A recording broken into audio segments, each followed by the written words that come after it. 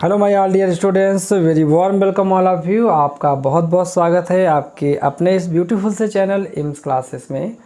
Dear students, जैसा कि आप सब जानते हैं कि हमने वोकैब सीरीज स्टार्ट की है। इसका पहला जो लेक्चर है वोकैब 1 वो ऑलरेडी आ चुका है। आज इसकी क्लास नंबर 2 है।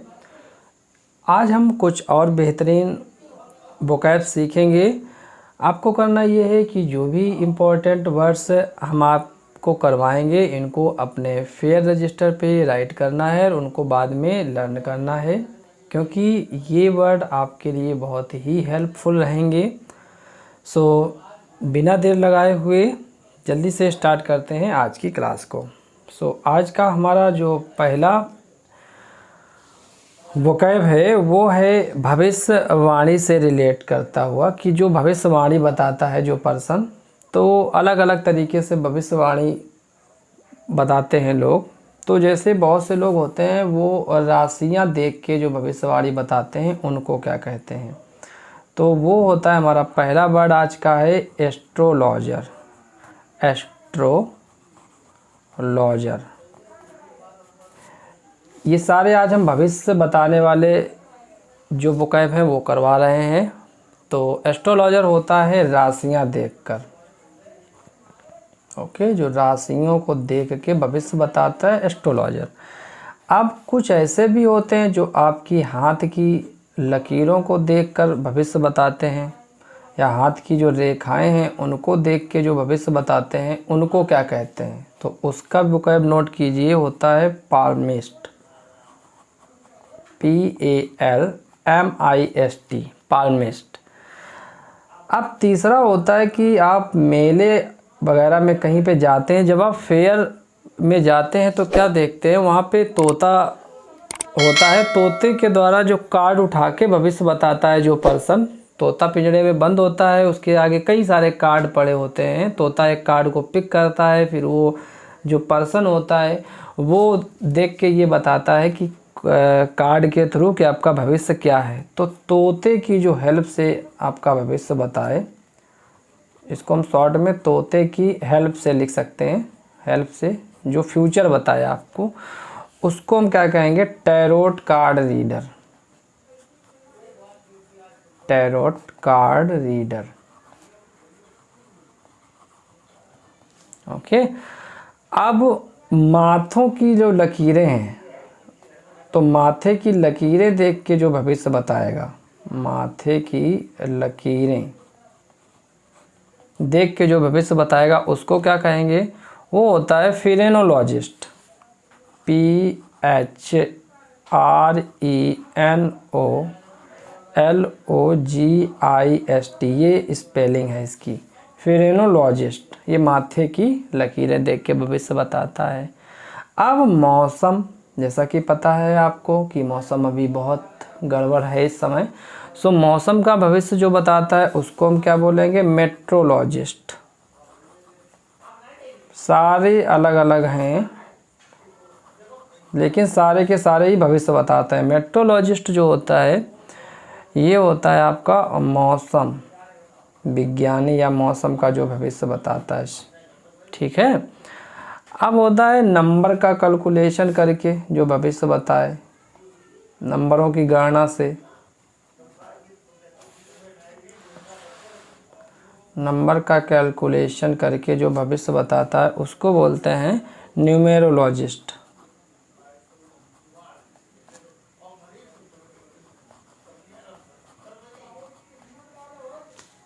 अब चुनाव, जब इलेक्शन होते हैं हमारे स्टेट में या कंट्री में, सेंट्रल इलेक्शन हो या स्टेट इलेक्शन हो, तो उसमें जो चुनाव का, इलेक्शन का जो भविष्य बताता है कि ये पार्टी मेजॉरिटी में आएगी, तो उस चुनाव के भविष्य को बताने वाला कौन होता है, वो होता है पोलस्टर। POLLSTER, पोलस्टर, वो चुनाव का जो भविष्य बताता है। अब एक होता है त्रिकालदर्शी, जो सब कुछ जानता है लगभग, जिसको सब लगभग दिखाई पड़ता है। तो त्रिकालदर्शी किसे कहते हैं, क्लेयरवॉयंट। CLAIR VOYANT, क्लेयरवॉयंट, ये होता है त्रिकालदर्शी। अब शीशे में झांक के जो भविष्य बताता है, ये भी एक गेम टाइप होता है। आप फेयर वगैरह में जाएंगे तो वहाँ पे भी बहुत भविष्य, शीशे में झांक के जो आपका भविष्य बताएगा उसको बोलते हैं crystal gazer, CRYSTAL, crystal gazer, GAZER। Okay, तो आपके इतने सारे हमने भी भविष्य के ही वोकैब करवाए हैं। अब आगे बताते हैं ऑरेकल क्या होता है। ये वर्ड आपने अगर फुटबॉल में आप इंटरेस्ट रखते होंगे तो ये वहाँ से कुछ रिलेट करता है, सुपर नेचुरल पावर। अब फुटबॉल का नेम हमने क्यों लिया, क्योंकि वहाँ पे एक ऑक्टोपस होता था। वो ऑक्टोपस क्या होता था कि जिन भी 2 कंट्रीज के बीच मैच होता था, वो ऑक्टोपस जिस फ्लैग की तरफ आता था वही मोस्टली कंट्री मैच में जीत जाती थी फुटबॉल के वर्ल्ड कप में। तो वो ओरेकल उसको नाम दिया गया था, सुपर नेचुरल पावर भविष्य बताने की। सुपर नेचुरल पावर जो भविष्य बताने की होगी उसको हम पढ़ेंगे ओरेकल, ORACLE। ओके, तो ये इतने सारे आपके जो हमने अभी वोकैब करवाए हैं ये सारे भविष्य बताने के हैं। एक बार जल्दी से रिकॉल करेंगे। एस्ट्रोलॉजर, राशियों को देख के जो भविष्य बताए। पाल्मिस्ट, हाथ की रेखाएं देख के जो भविष्य बताए। टैरोट कार्ड रीडर, तोते की हेल्प से जो भविष्य बताए। फेरेनोलॉजिस्ट, माथे की लकीरें देख के जो भविष्य बताए। मेट्रोलॉजिस्ट, मौसम विज्ञानी होता है, मौसम का भविष्य बताता है। न्यूमेरोलॉजिस्ट, नंबर का कैलकुलेशन करके भविष्य बताए। पोलेस्टर, जो चुनाव का भविष्य बताए, चुनाव के बारे में बताए। क्लेयरवॉयंट, त्रिकालदर्शी होता है। क्रिस्टल गीजर, शीशे में झांक के भविष्य बताए। और ओरेकल, ये सुपर नेचुरल पावर भविष्य बताने की इसके अंदर होती है। ओके, अब बात करते हैं नेक्स्ट वोकैब की। और हमारा आज का नेक्स्ट वोकैब है, इसकी हम पहले राइट करेंगे इंग्लिश। तो इसकी मीनिंग से आप समझिए, ये होता है मिलिटेंट। अब आप थोड़ा गेस कीजिए, मिलिटेंट, व्हाट इज़ मिलिटेंट, क्या है मिलिटेंट। या फिर इसका हम सेकेंड मीनिंग अल्ट्रा, इसके बाद इसका फिर थर्ड मीनिंग लिखते हैं, ये तो आपको श्योर पता होगा, टेररिस्ट। ये सब के सब होते हैं आतंकवादी। लेकिन ये कहाँ के हैं, ये पंजाब साइड के हैं। अलग अलग स्टेट में इनको अलग अलग नेम देते हैं। मिलिटेंट, अल्ट्रा, टेररिस्ट, आतंकवादी हैं ये पंजाब साइड के। ओके, अब जो नॉर्थ ईस्ट के जो हैं आतंकवादी उनको हम बोलते हैं इंसर्जेंट। इंसर्जेंट या extremist, EXTREMIST। These are north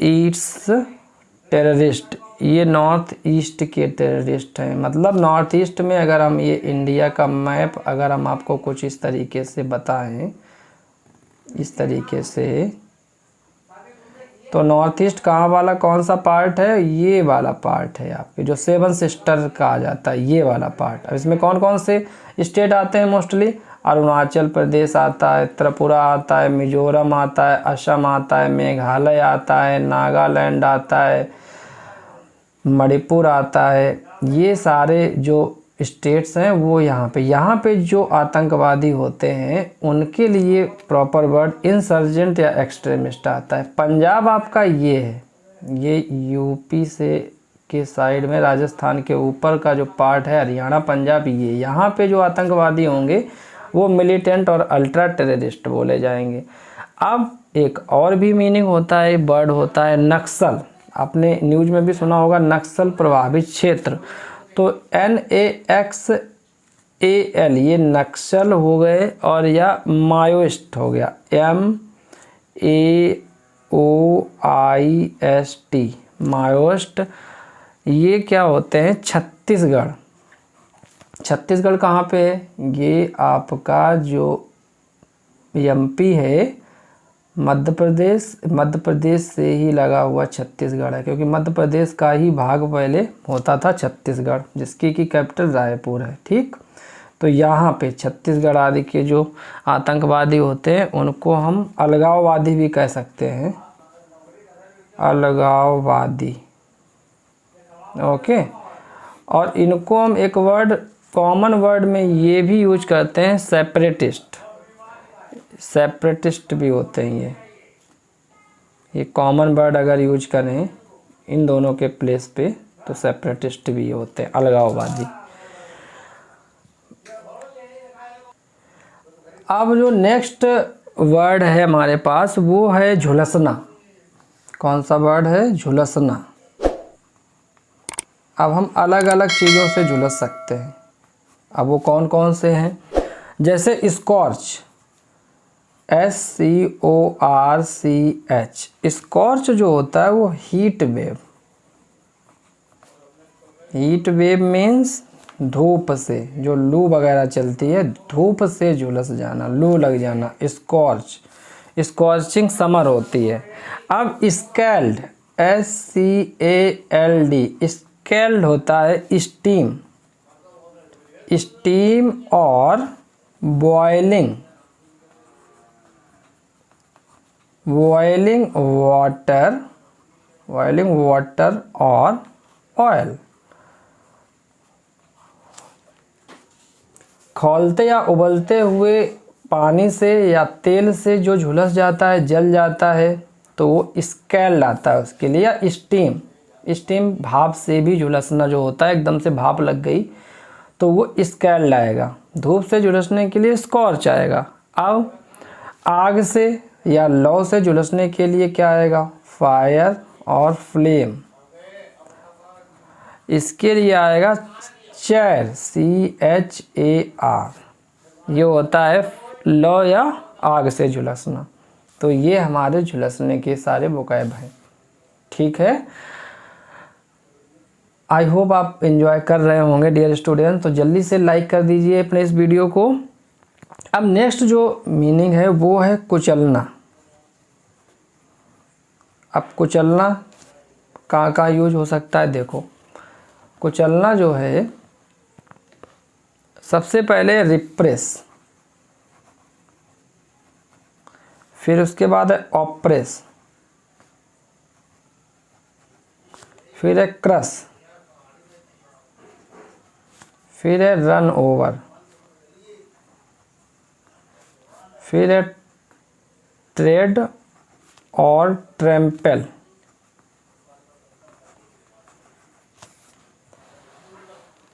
कौन कौन से हैं?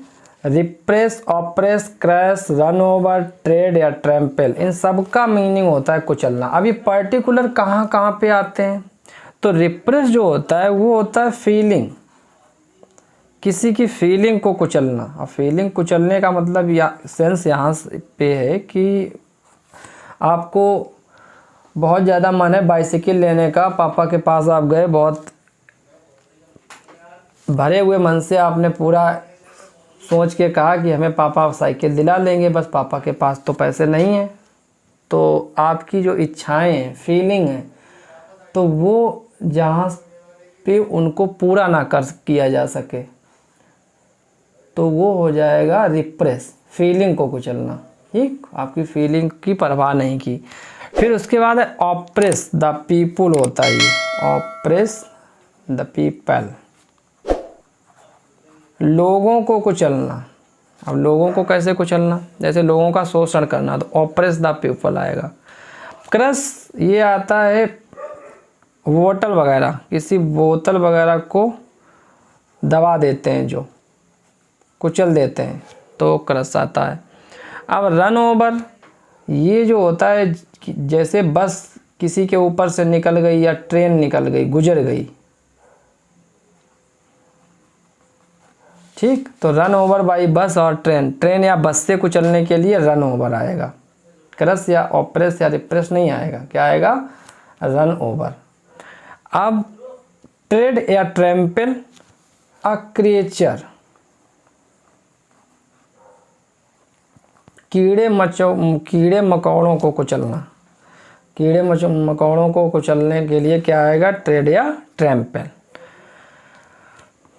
नेक्स्ट हमारा जो वोकैब है वो है विखरना।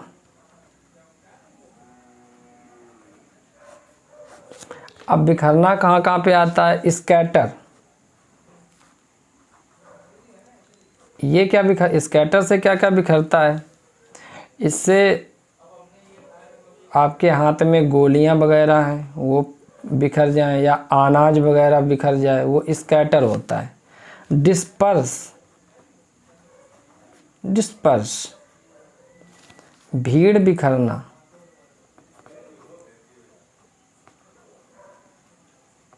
डिस्पर्स द मॉब उग्र भीड़ को, जब पुलिस वगैरह खदेड़ती है तो डिस्पर्स होता है, पता लगा आप विद्रोह करने जा रहे हैं, कहीं पे रिवॉल्ट है और या फिर कोई आप प्रोटेस्ट करने जा रहे हैं तो वहाँ पे पुलिस का लाठीचार्ज हो गया तो डिस्पर्स होगा, भीड़ का बिखरना। अब लिटर है आपका, ये तो वर्ड अक्सर आता है न्यूज़पेपर में, लिटर होता है सड़कों पर कूड़ा बिखेरना, सड़कों पर कूड़ा वगैरह जो बिखेरते हो आप, फैलाते हो, बिखेरना, उसके लिए लिटर आता है। अब सपने बिखरना, जो आपने सपने देखे थे वो बिखर गए, उसके लिए कौन सा वर्ड आता है, उसके लिए वर्ड आता है शैटर, SHATTER, शैटर। सो शैटर मीन्स सपने बिखरना। ओके, अब नेक्स्ट वोकैब है हमारा थकान या थकावट। अब थकावट अलग अलग होती है, जैसे फटीग,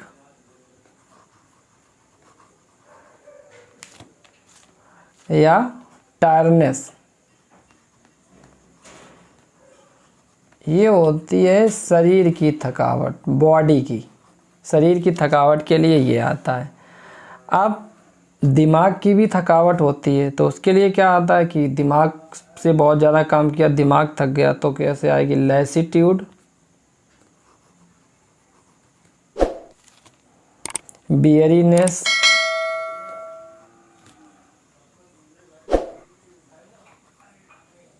या जैडेडनेस।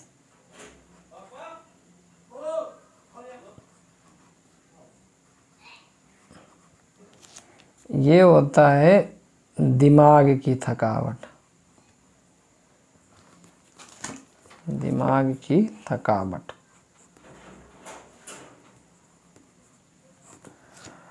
सो these all meanings, lassitude, weariness, jadedness, जो ये तीनों मीनिंग हैं ये दिमाग की थकावट के लिए यूज होती हैं, और फटीग या टायरनेस बॉडी के लिए। अब यही फटीग से एक वर्ड बनता है फटीग्स, FATIGUE,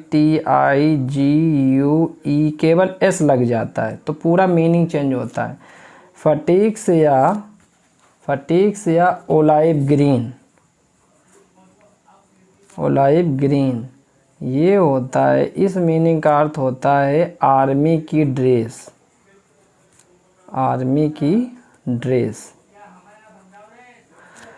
फटीग बॉडी की थकावट, टायरनेस होती है, लेकिन अगर एस लग जाएगा तो फटीग्स आर्मी की ड्रेस, जो आर्मी ऑफिसर्स या आर्मी के सोल्जर्स जो ड्रेस पहनते हैं उनकी वर्दी होती है वो फटीग्स होती है, या इसको ओलाइव ग्रीन भी बोलते हैं। Okay, so dear students, I hope आज की क्लास में आपने एंजॉय किया होगा। तो इस वीडियो को ज़्यादा से ज़्यादा अपने फ्रेंड्स के बीच में शेयर करें, लाइक करें और कमेंट ज़रूर करें। और मिलते हैं फिर इसकी 3rd क्लास में। तब तक अपना ख्याल रखिए, पढ़ते रहिए। बाय।